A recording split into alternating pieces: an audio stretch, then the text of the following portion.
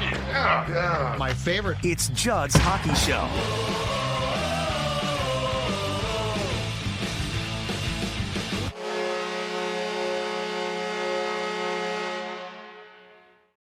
And welcome into Judd's Hockey Show. It's Judd and it's AJ. And AJ, if I am correct on this, this is our first show on the new Judd's Hockey Show channel. So if you have found us, thank you. Like and subscribe, and certainly make sure that you are going to get all of your Judd's Hockey Show content here. Is there anything else, AJ, that I'm missing that people need to do as long as they have found us, besides tell a friend, tell your mom, tell your dad, tell your brother, tell your sister that this is where you can now find Judd's Hockey Show? Yeah. If you're watching this right now and you have yet to subscribe, make sure you do that so you don't miss a single video on your feed when it's posted throughout the week. Otherwise, that's about it. But welcome in. The brand new Judd's Hockey Show channel is off the ground and running. Yep, and this seems like a very good time to do this because, for the most part, the Wild does continue to play well. I want to start there, too, Age. We were both at the 4-3 OT loss, a wildly entertaining game on Saturday. The third period was just fantastic. Islanders beat the Wild. They come back to do it. Here's my observation from the post-game locker room, which you were in as well, and I'd be curious to get your thoughts. I have rarely, if ever, seen a Wild team as satisfied with a loss. I mean, they got a point, but with satisfied as a loss as that team was. But I will defend them by saying I didn't really blame them. Like, ordinarily, it feels like you go down after an OT loss and there's a lot of lament, and it just feels like a loss. It doesn't feel like a point gained. It feels like a loss. I didn't get that sense at all on Saturday. And after that game, I guess for one of the few times, I will side with the players and say I didn't think that their attitude was not appropriate given how that game went. I mean, just for instance, the Wild outshot the Islanders 36-17. Probably more importantly, in high danger chances, according to Natural Stat Trick, the Wild held a 17-11 advantage. Ilya Sorokin, the Islander goaltender, stood on his absolute head. But that was a very interesting post game because I really felt like it was professionally handled, but it wasn't like I can't believe we lost. It was more like yep, okay, fine, we get the point, move on. Yeah, it was. I don't think it's very often that we come on this show and we like make excuses and defend the team, or at least like jump to that conclusion. Right. But I think it's fair to do it in this case. I mean, the game that we watched, as soon as that final buzzer went after Holmstrom's OT winner, I was like, I kind of can't believe that they just lost that game. Granted, they got a point, so they were rewarded a little bit, but they outplayed them, I felt. Yep. There was like two glaring things in my mind, maybe three, that were like the sole deciding things, which was the biggest one was Ilya Sorokin's play. That guy is fantastic. And sometimes I think the term that has kind of like arisen the past couple years is like you just got goalied. That's what happened. The Minnesota Wild got goalied. He was standing on his head. He was fantastic, and he basically single-handedly won them that game.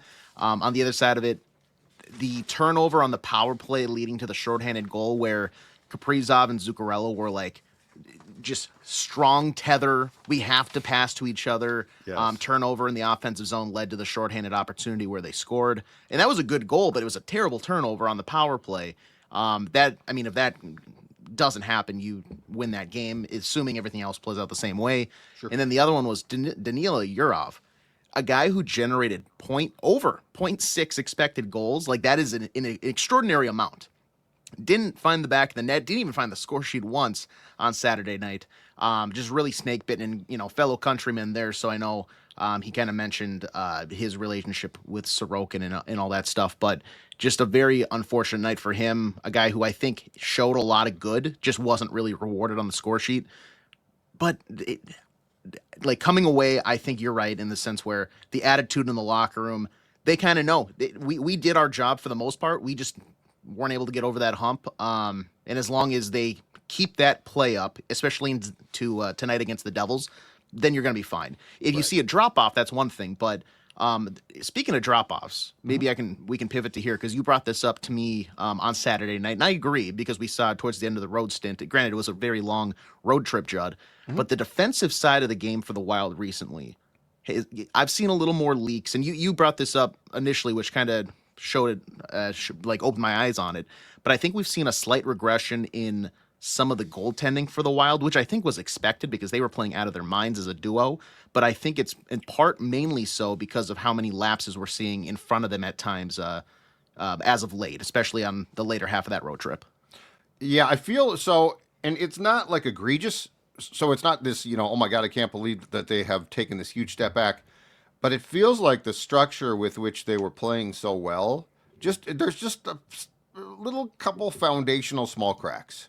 Mm-hmm. And so, I'm sure they're going to try to nip that in the bud as quick as possible, but it's not like these egregious, like huge step back. It's more of these, you guys are good. With Quinn Hughes, I mean, my God, we'll talk about his game on Saturday. But you're certainly a good team, and you're certainly successful right now. But that structure has to come back, and I don't think you can stray from that. And it feels like there has been just a little bit of here and there where it's gotten away from them just enough where it's a bit concerning because back to your point, the goaltenders had that stretch where they were just absolutely incredible. But you're right, you can't expect that. Like the regression was inevitable there. Just like the October goaltending, you knew that it should spike up a little bit, and it spiked up a lot. So that was something I noticed in the last couple of games of the trip. And there's just a couple of things again on Saturday. I mean, don't get me wrong. Again, I'll go back and say it. The third period was wildly entertaining. I mean, that was a great period of hockey. And the Islanders they're a better team than I thought. But all of that being said, I think the most important thing if this team's going to be successful, especially in the playoffs age, is that you keep that structure that you had in place. And that, too, at the end of the day, very, very few players on that team can play Quinn Hughes, Kirill Kaprizov hockey. Like that's the thing too is because I'm not telling them, oh, you guys got to rein her in. When I see breakdowns, it's more like you guys aren't a high flying juggernaut. You've got some high flying juggernaut guys, but everybody else has to be very careful. And it feels like at times the team gets sort of swept up in playing a style. It's like, okay, you don't get to play that style. Yeah, you don't get to play it. No, when we and we've seen this at times with like people line juggling. They play with Kirill, and it's like, oh, I got a taste of the good life, and all of a sudden, the guy who's living check to check is ordering caviar out at dinner. It's like maybe let's pump the brakes here. You're like, don't do that backhand no look saucer pass or whatever across the neutral zone. Quinn Hughes, you mentioned him and his night. God, I think it was midway through the second. He tallied his third assist on the day. And I think we both thought, okay, he's going to meet the 4-goal assist record that he had. Like, he tied that because I think the other one is Matt Dumba, who is in the record books there. But it looked like he was going to surpass it. First off, he sets up Ben Jones for Ben Jones' first career, not just NHL goal, but first career point. I think that snaps his streak. He was on track to potentially pass all time for like most minutes played to start a career without a point, but he ends up being second with like 407 minutes, which is crazy because sometimes you just walk into a point. But it was good for Ben Jones, a guy who has been really, really snake bitten, and it's not his job. But Quinn Hughes, he looked just so natural. He looked so. This like transition period that he was talking about where it's going to take 5, 10, 15 games. I think in the post-game press conference stuff, he mentioned there might be a few more games where they really iron some stuff out. But I think we've passed the bulk of the work. Like now you're getting into the fine details. He looks very natural. It looks like the chemistry is there with a lot of guys. And it came out on Saturday night. Like he just dominated the game every time he stepped foot on the ice. He had some shifts that were just phenomenal too. So just statistically, for context on his night, 11 shot attempts, 8 on goal. He now has 16 points in 14 games, 1 goal, 15 assists. He's the second fastest player in franchise history to record 15 points with the Wild. The fastest was way back when, let's go in the time machine, circa 2003. Cliff Ronning had 15 points in 13 games. I don't remember that start, but it was phenomenal. But, he played again, 30-37. And, when he originally said it's going to take some time, we all were like, "Oh, dude, you're already really, really good." But I now see what he was saying as far as just taking some time for the cohesiveness. He had 2 or 3 spinoramas on Saturday where he literally left. It looked like a basketball player leaving his defender breaking ankles in the dust. Because guys were like, "Where did he go?" And the more that you watch him, and the fact that we get the opportunity to watch him now every game is very, very special. The more you realize this guy's game on both ends is just absolutely off the charts. I will say this on him though, and this goes back to your point about the turnover on the power play that led to the shorthanded goal by the Islanders. Is I feel like we need to come up with a solution here where, and I don't know how you do this because I'm not saying they can't pass to each other because they certainly score some nice goals when they do, but I feel more often than not on the power play, if Zuccarello gets the puck, it probably should go back to Hughes and not these cross ice attempts. And I know when they work, they're pretty. But if you go back to the power play goal that the Wild scored on Saturday, it was a great passing play, and it involved Mats. And granted, that was a 5-on-3 at the time, so it's like True. there was a lot of space. But you're True. exactly right. But it went back to Hughes, and then it went to Boldy, yes. and then they scored the goal. And yes, 5-on-3 is true. But my point is that Quinn Hughes is just such a phenomenally gifted player with the puck that I almost trust him, or not almost, I do. I trust his vision of the ice more than Zuccarello's. I agree with that. The problem that I'm running into, and I think the thing I was harping on most of the season has been the power play zone entry. I feel like that's been ironed out quite a bit to the point where Quinn Hughes, because it's great. Like it doesn't. It seems like a non-factor. Like I don't even have to bring it up. But now my main issue is that at times, and it isn't every time, but it feels like Quinn Hughes is an accessory to the power play and not the power play. You know what I mean? Yep. He should be Batman instead of Robin. Let him drive the play. Let him set things up. Let him quarterback it. There should be no reason why you're like, and they're not actively not giving him the puck, but he should be involved on essentially every other pass. He should decide where the puck goes. I agree. That's my opinion. He should decide where the puck goes. And yes, the zone entries, with Bouillon and then Faber and then take your pick, Johansson at times were rough. Quinn Hughes has no problem with that. So that's done. That's not a problem. But in basketball, they talk about the ball going through a player, right? Like touches. Like your star player should get touches. And I feel like with Hughes, well, one, he's a point guard, so he should naturally, and he does, touch the puck. But the other thing is, yeah, I'm with you. I think that he should get touches. Like the puck, if you have any doubt about, I'm going to try this really nifty cross-ice pass that might look good, or I'm going to send the puck back to Quinn Hughes. To me, it's, okay, I'm going to send the puck back to Quinn. Because his vision of the ice, it's funny, you don't necessarily, I don't think, want to go low to high all the time.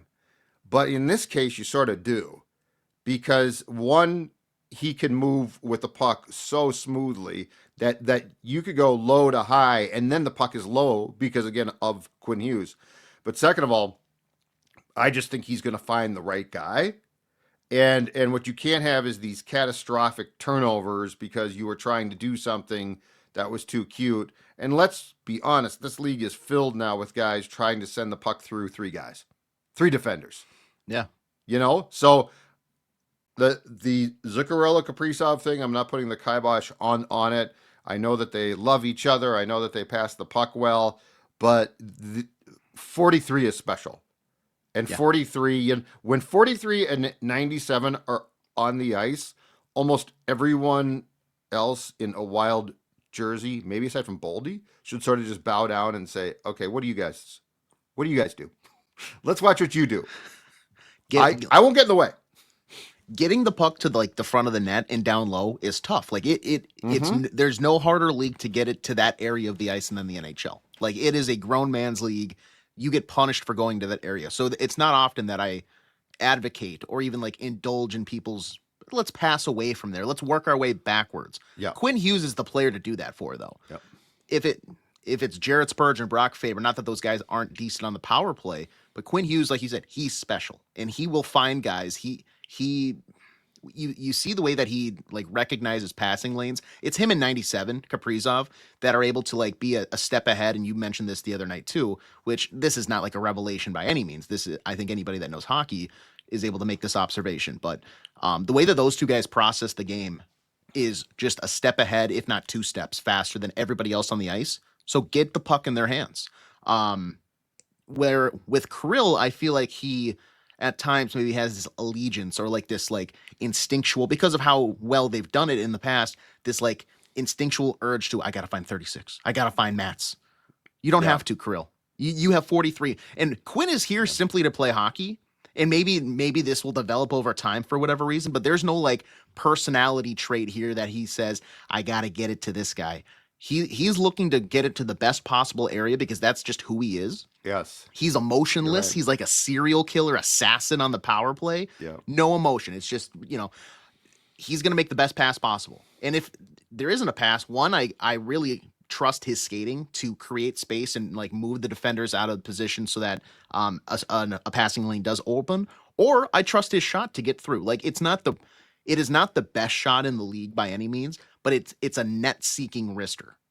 It's got zip behind it, but he gets it through a lot of the time. So it should funnel towards him. He should be the power play quarterback.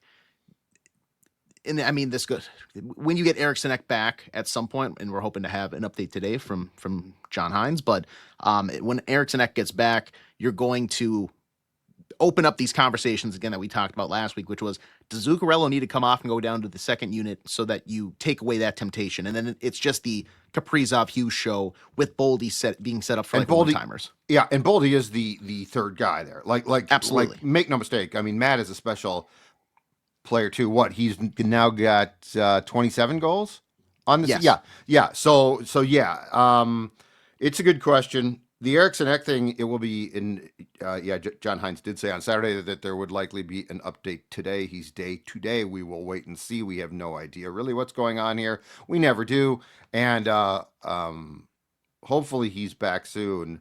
And that was actually a talking point that I had jotted down on Sunday, Age, which is, you can tell, and I don't think it's chemistry, but Jules, again, he's not a flashy player. Ericsson Ek is not. He is, if you were to rank the talent, he would be, I think, probably top 5, but he's definitely not 1, 2, or 3. But all of that being said, watching that line on Saturday, centered by Hartman, with Boldy and Johansson, you could tell that the key cog is gone. And just for reference here, so Boldy had the power play goal, but he ended up a -4. And keep in mind, shorthanded goals don't result in a minus. Power play goals don't get you a plus. So it's a 5-on-5 for the most part statistic. Johansson was a -3, Hartman a -2, and the one where I really saw it was Johansson did not have a shot on goal. I'm not saying that all games are going to be like this if Jules Ericsson Ek's not playing, but I am also saying Ericsson Ek's absence is just such a huge, huge deal. And you could debate why, but that guy is a glue guy, and he is a good player. Mm-hmm. And I just thought that it stuck out like a sore thumb that line went from arguably your best line, like it's not all of your best players, but arguably your best line, Age, to it looked very much like a third line. And Boldy is still good, but boy, it's just so glaring when Jules Ericsson Ek is not playing, especially now, because that line has found such great chemistry. The impact he has when he's on the ice is amazing. I was banging the drum for like Selke talk for him earlier in the year, and when he's on the ice, I think if he doesn't miss a lot of time, you're still able to argue a case here at some point. But he's one of the better face-off takers, and we saw how bad it was. I think they were 26 of 62 in the dot on Saturday night. That's terrible. It was like 40, just under 42%. But he's great in their own zone. And you're right, that line does take a notable step back. And it's because he's overlooked. He's not flashy, so he doesn't get, I think, the national attention or even like the same attention within the Wild fan base, because he's not a guy like Kirill or Boldy, who's in, crazy enough, 2 Minnesota Wild players in the top 5 for goals scored here on January 12th. I don't know when the last time you could say that is, if ever, frankly.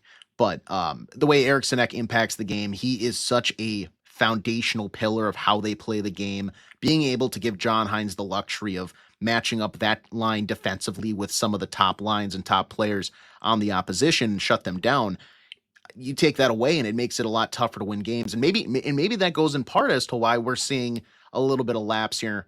Granted, now it's been one game that he's been out, but some of the defensive breakdowns we saw on Saturday night against the Islanders. So you got to hope that he is not out for an extended period of time, and it's nothing too serious. And it genuinely is the day-to-day. He had to miss maintenance, and now we're back. And they keep saying it's not, so fingers crossed. But yeah, I was gonna say I don't really trust it until I see him play again. Yeah. But that's concerning. Conversely, you know what? Damon Hunt has looked good again. Like he might have been the best player. Well, there will be some first round. There will be a first round draft pick, but I can't believe that David Jiricek was acquired for the haul that included, we will throw in Damon Hunt to Columbus. Columbus is like, okay, we're good, no thank you. Like the trusted between, if you had to now gauge the Wild's trust between Jiricek and Hunt, I don't even think it's close. I mean, Hunt made a great pass for a goal to Kaprizov on Saturday. I think he looks pretty good. Like, correct me if you don't agree, but to me, he is now the best player in a trade in which the Wild absolutely got robbed, unless this thing turns around very quickly. Yeah, but really, really quick on that. I need David Jiricek to step it up a little bit. I need to see like a pulse, because right now it's looking bad. That trade is looking so bad in hindsight now. But on Damon Hunt, I'll give him his flowers, because I always thought he was probably fine and like a decent prospect and a guy that probably could come in, play that third pairing at times when needed and whatnot. But like the past couple of games since returning from injury, he's looked like a good hockey player. He's not like a bona fide top pairing guy, but he's a guy that looks like he should be on the ice every single day for an NHL team. Like it's crazy to me now that he was thrown in for that trade. And like you said, Columbus at one point, for Columbus, granted, they have Werenski and they have some good players there. Yeah. But they said, you know what, we're good. We're gonna waive you. Yeah, we're out on you. And then the Wild claim him, and it took them a while to even get him into the lineup to begin with. So it's credit to him. He stepped up his game and he looked really good. That pass, maybe jokingly, tongue in cheek, he said, "No, I didn't even see. Like, I didn't try to do that. He was just kind of there on my pass." And it's a nice pass, but it was a good pass. I'm gonna say that was fully intended. Great pass, Damon Hunt, playmaking wizard. Yeah, you get full credit for that. But I mean, it's disheartening a little bit, because Jiricek was supposed to be in that role right now. It's like, okay, Bogosian's out.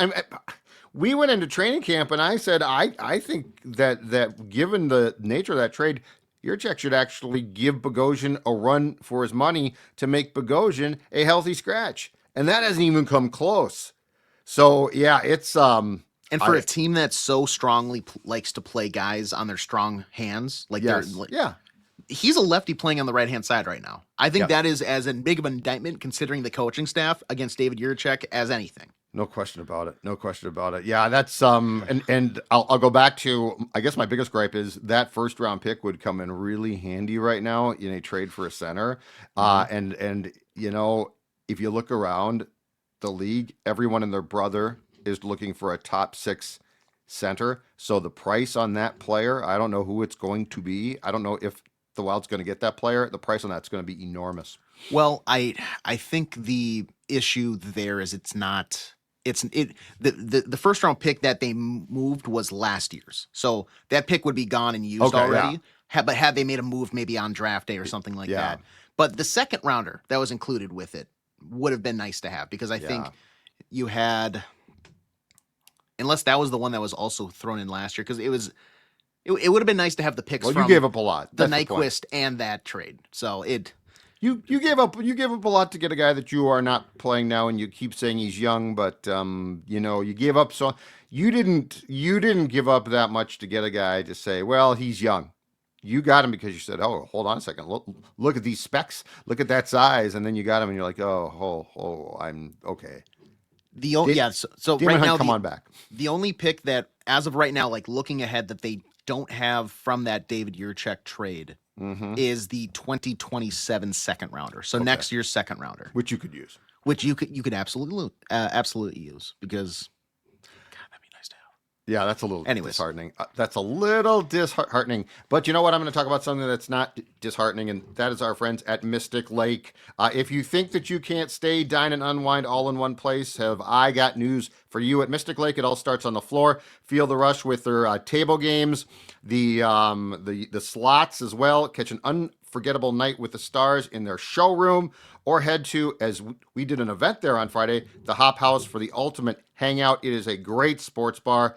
Fuel up with wings, burgers, or check out the Mystic Steakhouse, lobster and steak. So there's the spa as well, craft cocktails at Drinks Bar. I'm telling you, this is one-stop shopping for a weekend or a night of fun. It's all right here. Play, dine, relax, and stay at Mystic Lake. Book your getaway at mysticlake.com. That's mysticlake.com. So check them out.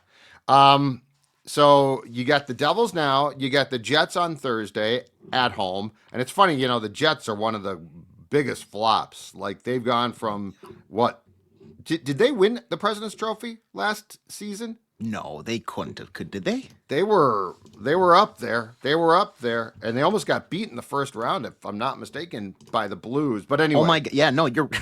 They did win the I thought President's the Trophy. Capitals got them late. No, they had 116 points. That's a team that won 56 games last year. And this team now is just an absolute disaster. But here's the thing too.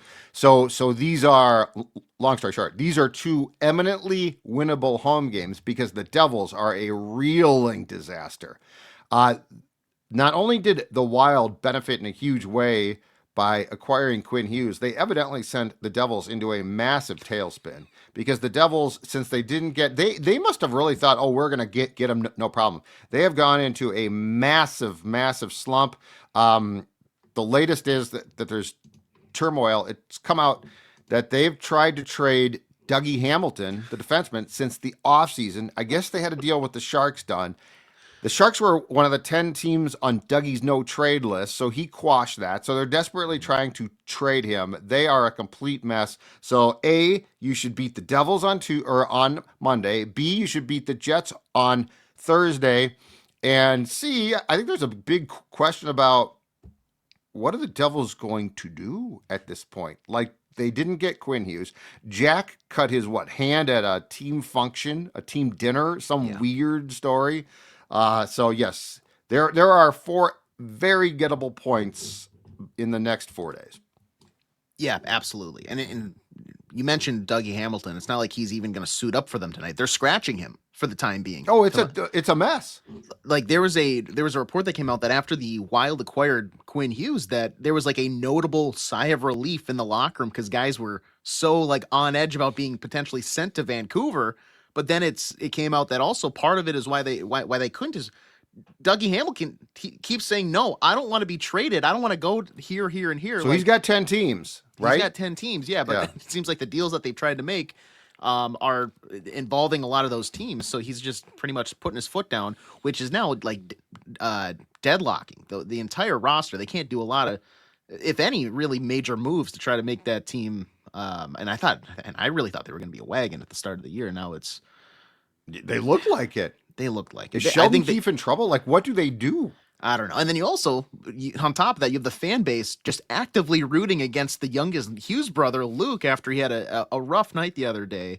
And then, I mean, he came back and I think he had a decent night previously, but like, it seems like they're just at war with each other, like with themselves. It's weird to watch. Something that I'm glad that we don't have to cover on a day-to-day basis. Yeah. Well, you know what it does? It gives you the opportunity for 4 points because the Jets might not be at war with themselves, but they are at war with trying to win hockey games, which puts the Wild in a very good place. Anyway, that's it. Back perhaps tomorrow to talk about this game Yeah. perhaps, but definitely on Wednesday with our friend Jesse Pierce to discuss the state of this team. Hopefully, we'll be talking about, excuse me, a win. I'm getting choked up. A win over the Devils at that point. And again, welcome to the Judd's Hockey Show new YouTube channel. Like and subscribe and tell everyone you possibly can that our shows are now posting here. We appreciate it. He's AJ. I'm Judd. We'll talk to you later.